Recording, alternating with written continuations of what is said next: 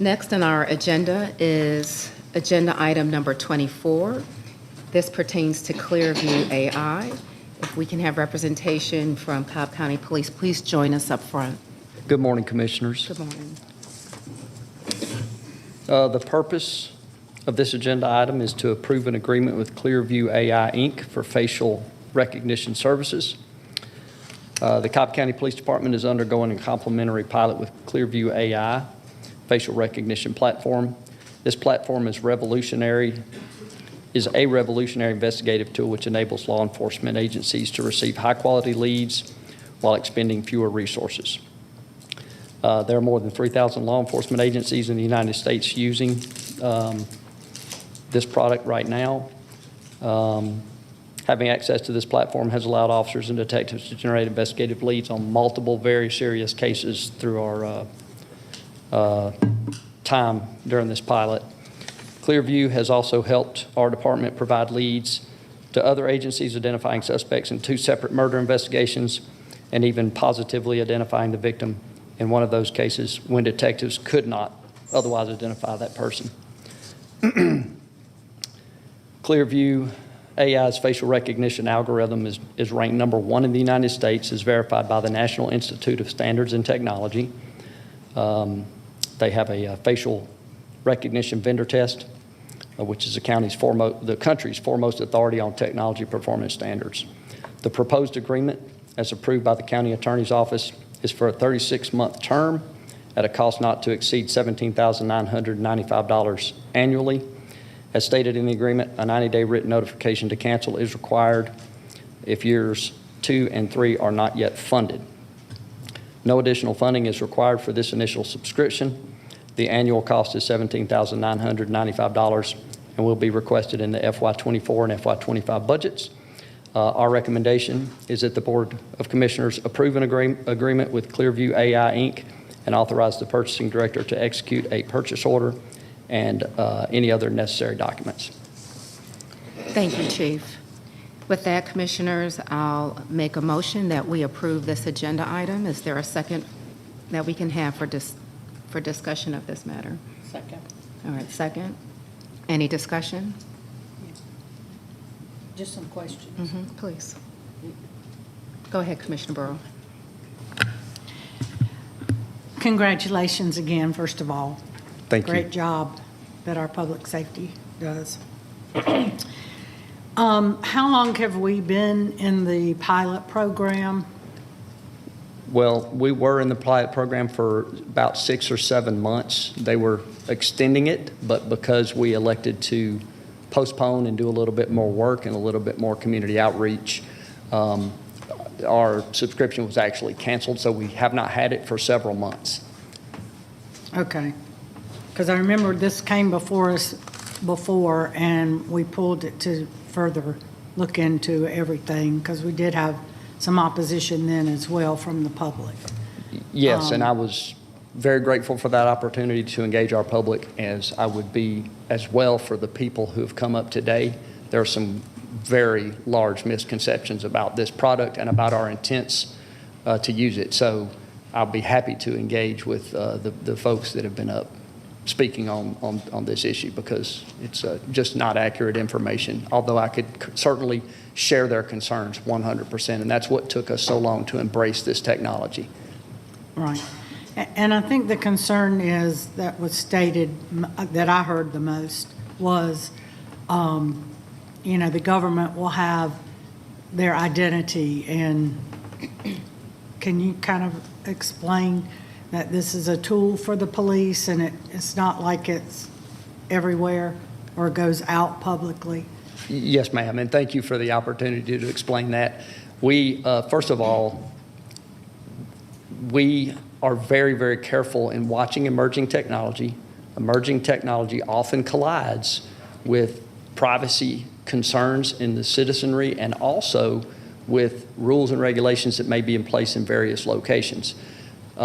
When those collide, sometimes it takes some time to work those things out. But we've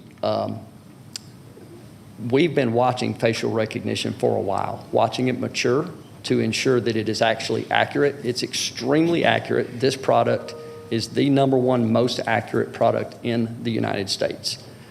It is most accurate with minority faces. This is as ranked by the National Institute of Standards and Technology. When you read articles that say otherwise, that is false. But it is printed in the media very regularly, so I can understand why there's misconceptions. But we govern ourselves with a very strict and becoming stricter policy so that the concerns that were validly raised today, which we share as human beings and citizens of this county, are mitigated, strongly mitigated. We do not, there was talk about their face actually being recorded here today. That is not what this product does at all. There is no surveillance of anybody in the public associating their face with a certain location. That's not what we do. What this product is designed to do, for the most part, is to take a photograph of a known offender, somebody that's committed a burglary, somebody that's committed a homicide, compare that to a database that has images that are legally obtained and publicly available so that we can identify that individual. That's probably, I'll say 95% of what we would use this for. Occasionally, we'll have a victim, a homicide victim, for example, which we had during this trial period that we cannot identify. And so we will use that to identify that victim. The reason that's important is because the person that killed that individual is getting rid of physical evidence that is very short-lived, and we have to get to that individual quickly. And most homicides are conducted by somebody that person knows. So identifying that person is of the utmost importance for us to actually solve that crime and stop some of the crazy violence that we're seeing in Metro Atlanta right now. So we have very specific uses for this. There is no surveillance through doorbell cameras. There is no surveillance through street lights. There is nobody following you to this meeting or to any other meeting. We do not scan the general public. It's against our policy. It's not even what this product is designed to do. That's one of, I could talk for a while on this. I do public meetings on this, and we talk about facial recognition in depth. We lay out our policy. We ask for concerns from our citizens. We ask them to help us shape our policy, which is what we're doing right now. And it's a long discussion, quite frankly. There's a lot of fires to put out because of the misinformation that has sometimes been reported so consistently in the media. But I can tell you this, we know this vendor pretty well. They are working to do good things for society. They are working to free individuals that have been misidentified by human beings. They are working to work out all the rule violations that they may have. They had one in Illinois. They had a violation of rules in Illinois. They've worked that out. They were not fined punitively, and their service to government agencies like the police were not interrupted. They are still able to provide that. We've seen California, New Orleans, and Detroit in haste outlaw facial recognition, and all three have done a 180-degree turn and now allow it because they see the advantages of it and they see ways to mitigate privacy concerns, and they also have had a time to vet some of these older articles and see that some of that is at least exaggerated, if not blatantly untrue. So I hope that answered your question, Commissioner. Again, I could talk for a while on this. I can tell you this, I care about the community. I care about finding these people who are doing damage to our citizens, who are shooting weapons, who are robbing people and pistol whipping them, who are breaking into their homes, sometimes when little ones are hiding in a closet or under a bed scared. These are the 911 calls we get, and we like to ensure that our citizens are safe from those individuals, and this will help us do that. But we also get that nobody wants to live in a police state, including me, and including the people that are supporting this and wrote this agenda item for us today. They respect and love their community, and we would not ever do the things that have been alleged up here today. We wouldn't take part in that. So I'll be happy to ask any more specific questions. I'll talk all day long if you want to know, because I feel strongly that this is the right thing to do. No, I just have one more thing to address, if I may, Madam Chair. Yes. Yesterday, and this may be, I don't know if you've had time to research or look at this, but we were sending you some emails yesterday to and I thought your response to certain individuals was very detailed, and I think some are comfortable now after your explanation detailed. But Ms. Moody sent us an email yesterday about the fines and the violations in Europe. Yes, ma'am. And also spoke to that today. So I wasn't aware of that until yesterday, so I don't know if you've had time to see if that's legit or where that came from. Yeah, I stayed up pretty late last night trying to research some of this and try to respond to some of these emails. I'm sorry, I just couldn't get to them all. But there's also quite a few links in many of those, so I wasn't able to research every one of them. But I do know that with all emerging technology, it does take some time to iron out the clashes between local rules or even rules that may exist in Europe that aren't here. I can speak to the one in Greece because I had a chance to read that one. But there have been many in many other states in the United States as well, but they're being reversed now. And if you want me to go into details with the Greece one, I will. It was but basically it was it's something that Clearview AI has a completely different take on, 100%. It's difficult for them to understand that, hey, this person whose face I saw in a news article actually is a citizen of this country, and then apply. It's just difficult for them to manage. So they're working through these things individually. I would rewind maybe 7 or 8 years ago when we had this same political battle with license plate recognition.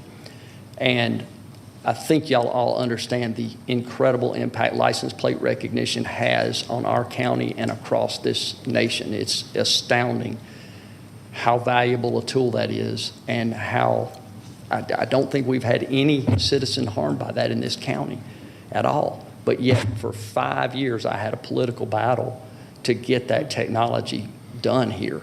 But when we were able to do it, you saw it, you're seeing it now with the immense drop in crime and increase in safety in our most plagued areas. And so I'm to the point with this particular technology that I'm ready to go. Now, we have watched it. It's ready. And so I'm convicted of that. And I just liken it to that 5-year battle that we had with license plate recognition. This is becoming very much more accepted by law enforcement agencies and their governing bodies.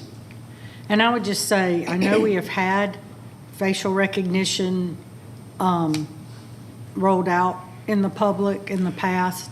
Yes. Prior to this. But we can also address it moving forward with town halls and public meetings as well. We enjoy those meetings. We've had them routinely. We invite the public all the time, and we have had people come that had similar stances. 4 individuals came to Commissioner Gambrell's meeting and came up to us individually after the meeting and said, we came 100% opposed to this. I have to give you credit. We understand it better. We like your policy, and we're supportive. 4 individuals, 2 came to Captain Mitchell, 2 came to myself. I believe that if given the opportunity, at least 80 or 85% of the people that are opposed do come around to our way, just because we clarify things the media doesn't normally report. But we will always have a segment of society that will not agree with this, and that's just the facts. We do meet with groups that we already know will never agree to support it, but they help us strengthen our policy and mitigate privacy concerns. So we're good with that, and we accept that there will always be a segment that will oppose this type of thing, especially when it's new. After it's been around a while, they may accept it a little bit easier because they see the good that comes from it. And I'll say this, and I'll unless there's another question, 70% of the people that were convicted of something that they did not commit were done by a person saying that's him or that's her.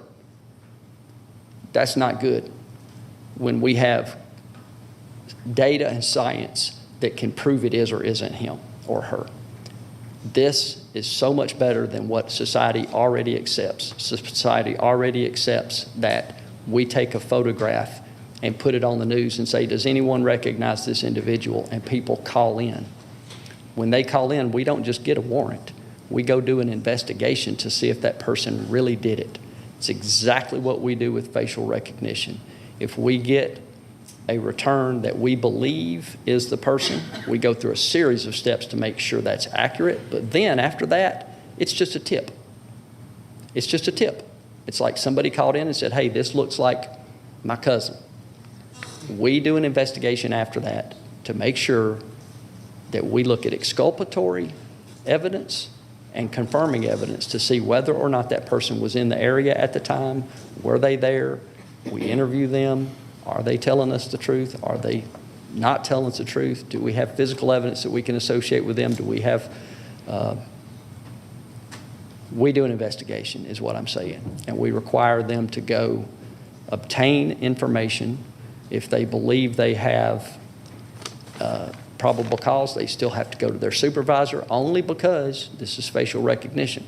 They don't always have to do that, but they have to if they're using facial recognition. So we've got many, many, many bars. We do audits to make sure that they have a case number associated with the investigation, which is not required by law, that they have a lawful and legitimate law enforcement reason to actually run this picture.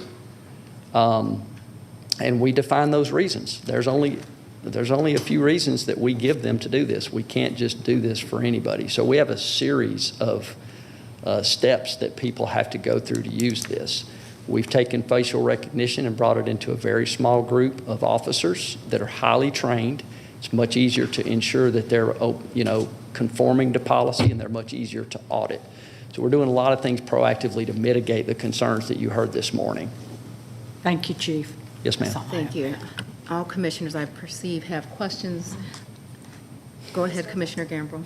Go ahead. Thank you, Okay, Chief. this And is actually, worth the discussion. first one is for Ross Cabot. Ross, we have that video that Chief, well, you were Deputy Chief at that time, did, and I know we've played it a couple times on TV 23. Could we possibly get that video on our webpage so that people could click it and watch to see the explanation that Chief Van Hooser was trying to give in a very small time here, so that they can get better understanding of this technology? Yeah, it's still up on our YouTube channel. I shared the links with the chief, who I think has shared those links with some people who've raised these questions, but we can put it up on the front page. Okay, thank you. It's a good explanation. He did a great job. Yes, he did. So I thank you for all the time that you spent with me asking questions and everything, and I am comfortable with this. And just kind of a general statement to the public, I am more worried about this tracking me than the facial recognition. Thank you. Thank you. Thank you, Commissioner. Commissioner Richardson.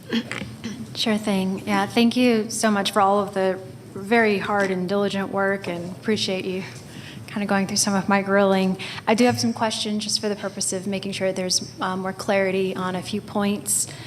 So there are 6. We're just going to go through them. The first one is, what type of information goes into that database? What type of goes into the database? Yes, the image database, like where are those sources and what types of images? The database gets anything that is publicly available and legally available. And that's what it brings in. So it'll bring in newspaper articles. The first time we ever used it, it was a newspaper article that solved a 4-year-old homicide, 3.5-year-old homicide from your district, chairwoman at the time. In 7 seconds. We'd been working this case for years. It brings in social media posts if it's publicly available.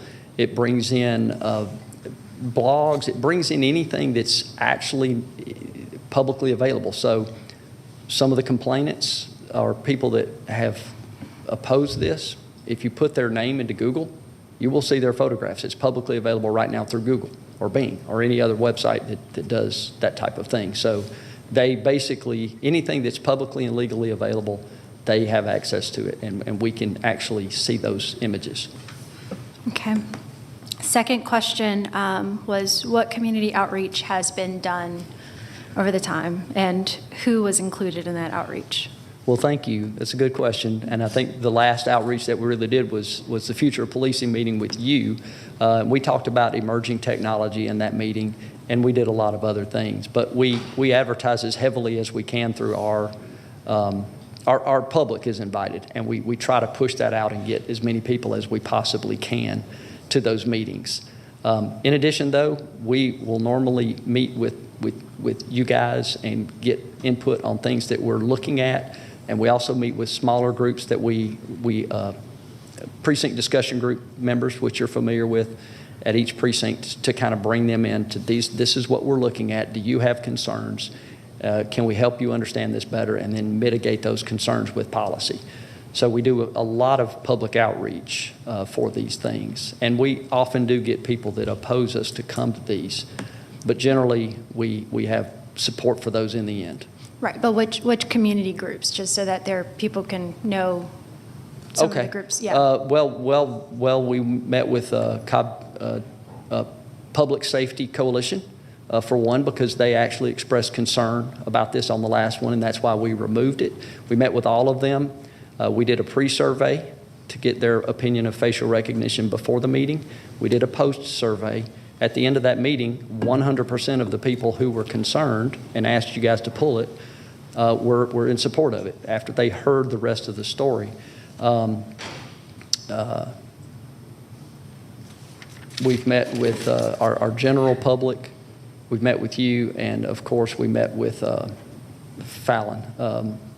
ACLU. The ACLU, I'm sorry. It's, of course, a group that we actually value that relationship because they bring us very good information that we can use. So we met with the ACLU and discussed this with them as well. And they gave us their insight. They did not give us their support. And they told us they would not give us support for this, but they did say, hey, we would like you to consider these things for your policy. And we talked to them for about an hour over this. And it was enlightening for us and helped us actually make a stronger policy. Okay, thank you. Next question is, a lot of the concerns that do come up is the slippery slope concept, right? So policies might look a certain way today, but just because we're establishing a relationship with Clearview, does that mean that they can creep in with other advantages that the public would not be aware of? And does your policy in terms of how this technology is utilized and the relationship with Clearview AI consider that type of creep?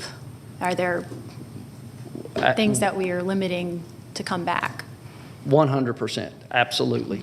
We've seen facial recognition used in Europe to scan audiences coming into sporting events. We oppose that 100% and would never do it. Even if Clearview did that, we would not do that. But our policy, we have a draft policy right now that's not, it will be done this week. I think it's done, but we wanted to hear from you guys and the citizens today to make sure we weren't missing anything. But you'll watch our policy get tighter, not looser. We have a policy now existing for our current facial recognition program, but that policy is much longer, more thorough, and tighter now than it was before. So we are as concerned about these privacy issues as our community is, and we will not loosen or let us go down the slippery slope of infringement on people's rights. Awesome. And what type of approvals and governance is in place for when that database can be accessed? So you mentioned to treat it like a tip where you have to have a reason to go and square that image against the image database. When can you access that? Like what type of protocols are in place? Okay, I'll try to go through them. First of all, we only do an individual picture. We don't surveil a whole room of people to see if there's a wanted person in here. A surveillance camera that has a picture of an individual that committed a crime, okay? That's the main one that we use, and it's almost all that we use. But occasionally, we can also do it for a person in the field who's having dementia or a mental problem. They can speak to us, but they can't tell us who they are. We haven't used it for that yet, but occasionally we might need to, so we have authorized that. We've authorized it for a person who is incapacitated physically. They're injured, and we cannot identify them. We can do it for that. We can do it for a deceased individual, let's say like the homicide victim that we talked about earlier.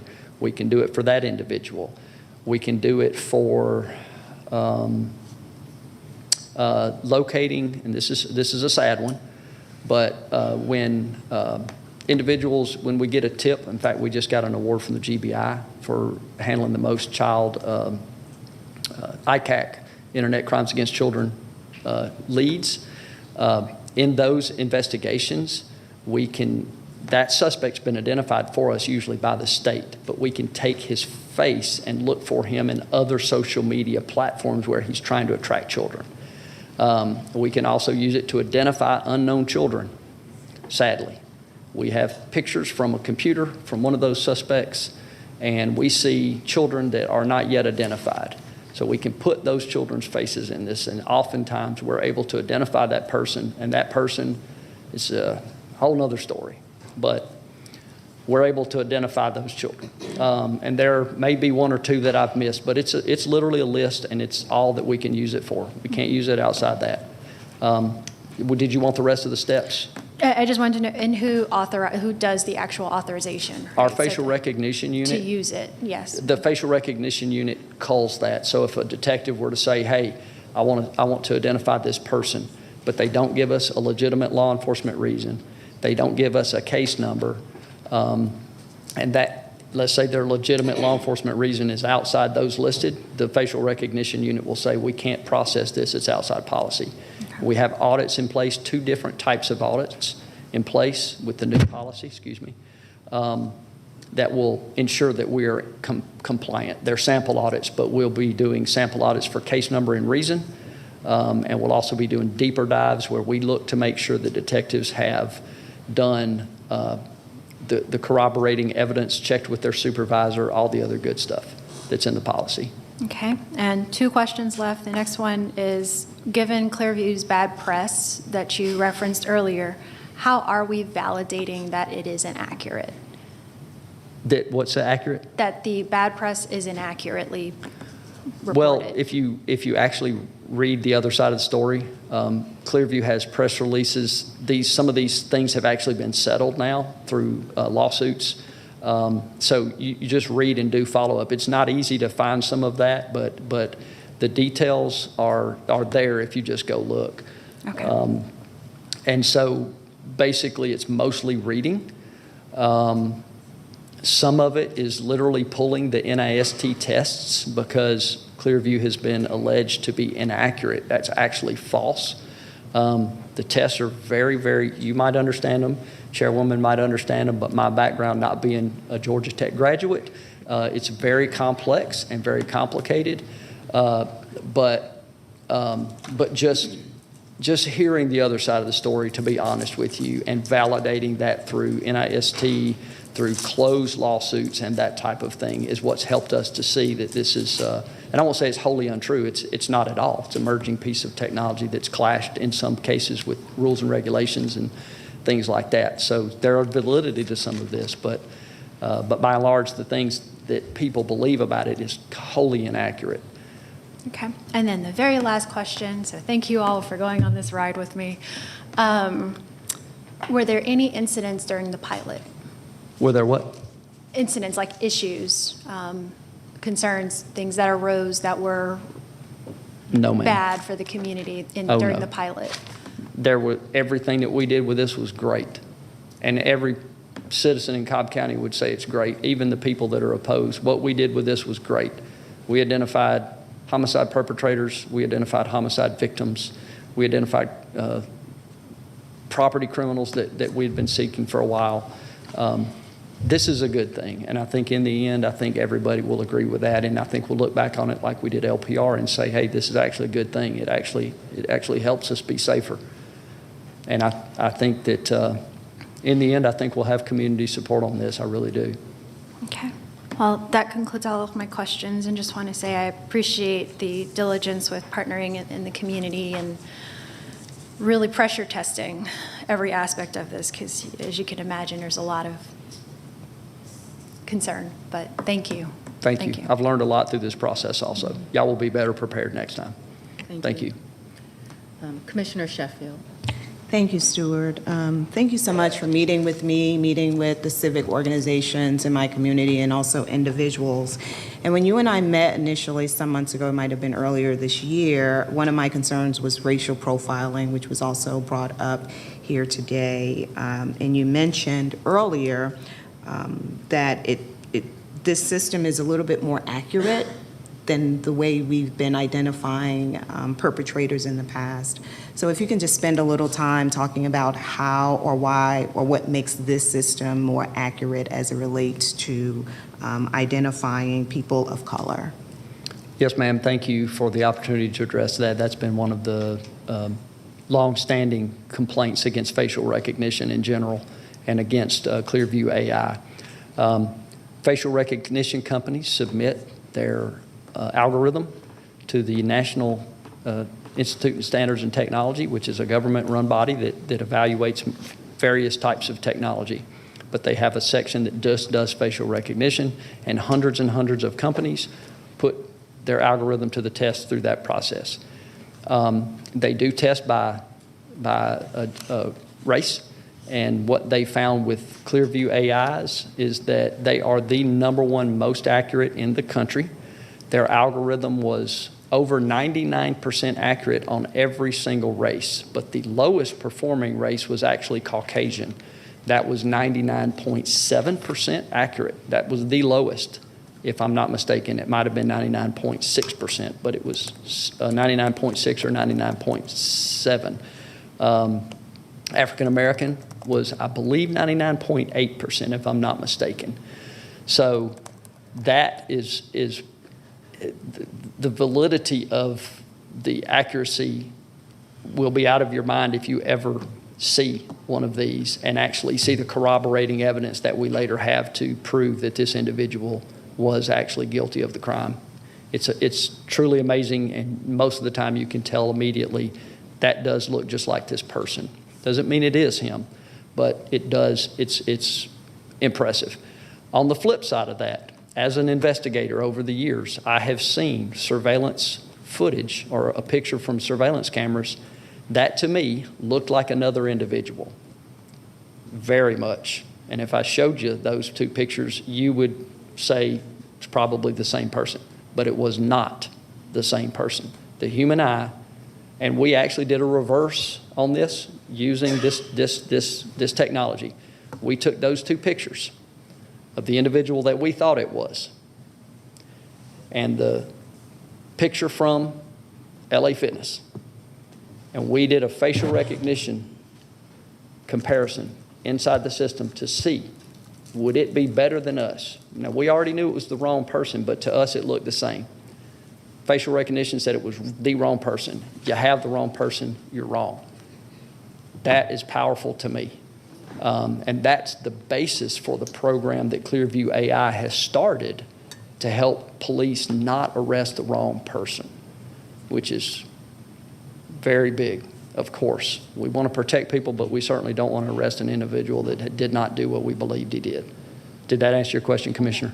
Yeah, absolutely. Thank you. And also with respect to the advancement of this technology, I would imagine that it really reduces the time that it would take and resources in solving crimes. With our trial period, have you guys kept any data or track any time of savings of money, resources, police hours, or just, the overall time it takes to solve a particular crime? We don't track it. Okay. We try to track it. We try to track this in other technology, but our RMS system, which we're getting a new one, is not conducive to tracking this in our systems. So it's very difficult. But I just tell you this. We spent 3.5 years on the one homicide. We would consistently and persistently put this out to agencies in South Georgia where we thought the homicide suspects may be. We put it out to the media. We gave it to other agencies. We renewed this yearly, and we probably spent, there's no telling how many hours were spent collectively in that unit trying to solve that case. Multiple detectives, hours and hours and hours. You always do the 48 or 72-hour stint where you just go straight and you work every lead you have. It took us 7 seconds to solve that crime. If that gives you any, our very first one that we solved with facial recognition, it wasn't Clearview. The first one we solved with Clearview is that one. But the very first one that we ever solved, and I believe we were the first one in Metro Atlanta to use this technology, was a commercial burglar that had been sought by, I don't know, probably 4 or 5 Metro agencies.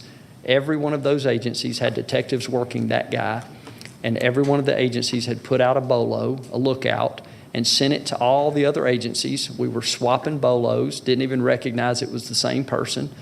One detective recognized it was the same person, put it into the facial recognition system that we were using previously, and got an immediate return in seconds.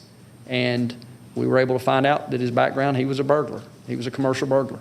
And so we were able to put information and evidence together to convict him of burglary, and the other agencies were able to clear out their cases. So the efficiency and the money that we're saving our taxpayers is immense. Thank you. Yeah. Thank you, Commissioners, and thank you, Chief, for the robust discussion around this. This is a significant matter for our board to consider, and I think the interest and concerns of the public are reasonable, as well as the discourse with the board has been commensurately so. I can share with you that, and you and I have had discussion around my concerns with respect to accuracy, and I think Commissioner Sheffield helped in having you address those concerns. There's something else that you shared with me that also helped, and you alluded to that in this discussion about how this is a tip and it's not dispositive of a crime, that this is used in addition to other evidence to point to someone's potential suspicion of committing a crime. And I was hoping that you can emphasize that, because that's what helped me in light of the data that I believe Ms. Moody shared about the inaccuracy, particularly as it pertains to Black women and as it may pertain to others. This is facial recognition plus, not just facial recognition to solve a crime. Yes, ma'am. Yeah. Yeah, and I can reiterate that. First of all, it would be very careless of us to just simply get a facial recognition match and to get a warrant. It's completely irresponsible, and it's not what we would do anyway. But it's simply, this is possibly a suspect. You need to look and see if this is the suspect. And the very first thing we look at is, where was this picture obtained from?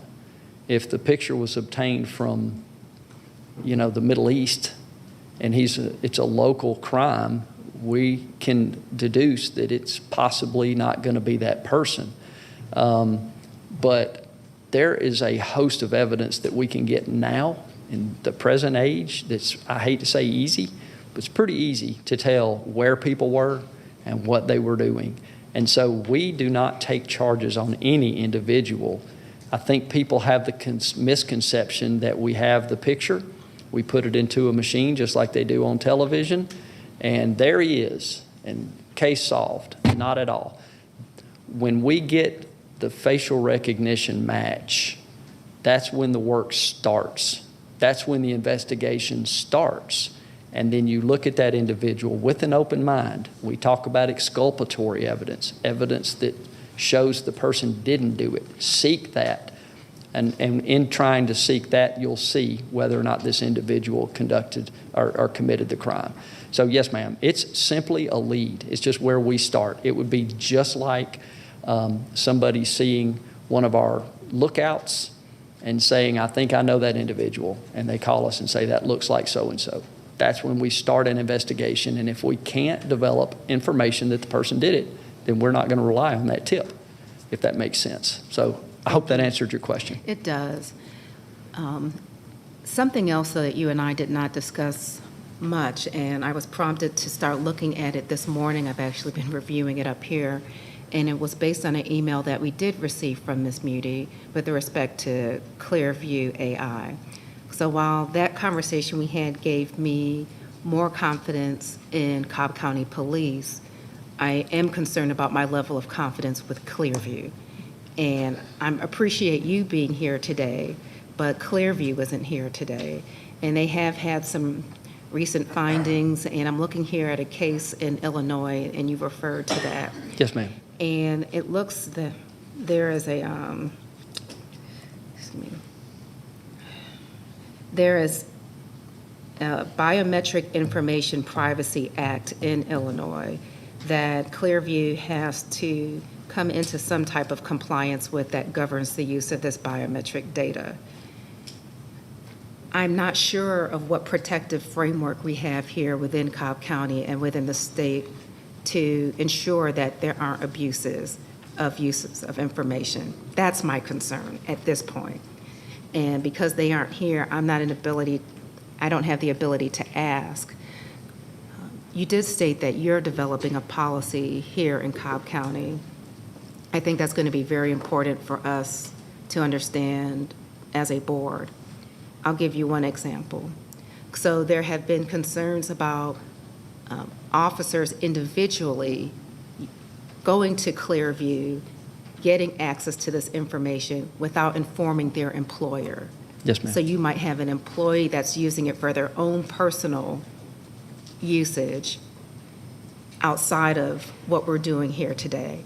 Something like that I would like to see us address in policy so that we can give some assurance to the public that we are going to protect our citizens to our best extent possible with this.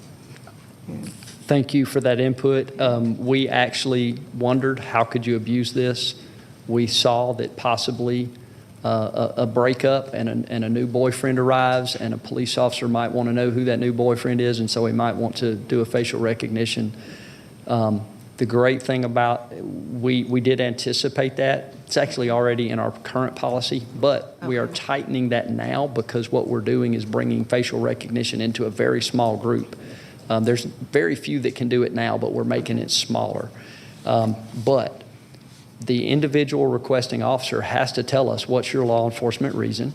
What is your case number?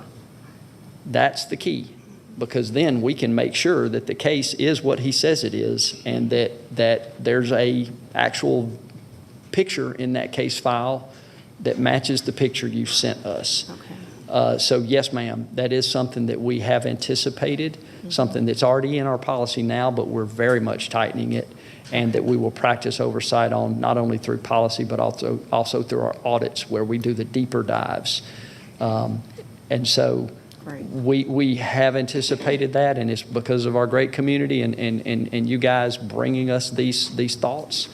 Clearview did come down to help us do some of the presentations that we did between the last agenda item and now. So they were available at different times to answer questions and so forth for our community members and for you guys if necessary. But they're very transparent, actually, when you meet them. They are not what they've been, in my opinion, what they're perceived to be through some of the media reports. They're actually trying to work out their differences with many of the local laws and things that they may conflict with, or their business practices may conflict with. So I'd have to look back at the text of this agreement.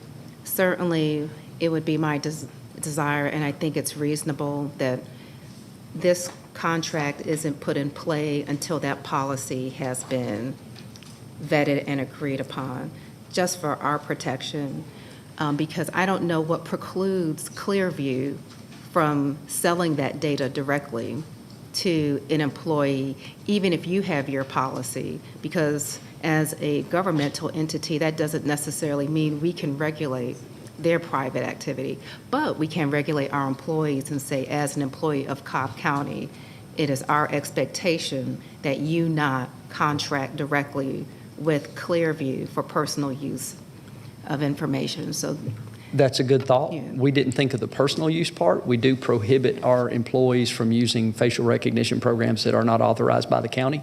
But we could actually just put in a one more part on that about personal use. Okay. There was one more thing I was going to say. What I was going to say is we did anticipate, if this passed, having this policy, it's pretty much done. We just want to put some polishing touches on it Okay. now because there may be some things coming up, but we can provide that to you guys as well. That would be But it's helpful. much tighter than what we have now, and it's in response specifically to this vendor that we're considering. And we had similar discussions when we were putting into place body-worn cameras. There were a lot of questions. Was this going to be invasion of privacy? How transparent were we going to be with information? So I appreciate your willingness to share that policy. So we're not police officers, but we can look at it with the eye of protecting our citizens. I will send that to you today. It's a draft, but if Okay. you see anything in it that you would like us to address, please let us know, and we'll do that. And we've shared the draft policy considerations with our groups that we met with and what we were considering putting in policy. And we got a lot of that from, we met with AJC and did an interview with them Friday. She gave us a policy idea.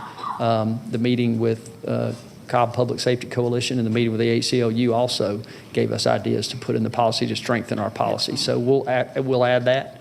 I'll send you guys the current policy, and then when we get it all finished, I'll send you the updated policy as well. Excellent.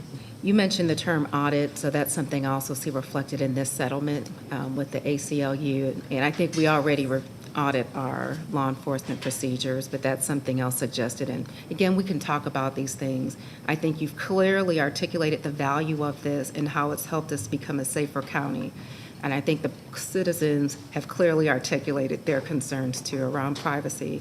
And we also want to be good stewards and make sure that we are being mindful of everyone's interests when it comes to that. Yes, ma'am. Yeah, Agreed. so Thank you. Thank you so much. Thank you for answering our questions Yes, ma'am. today. Thank you.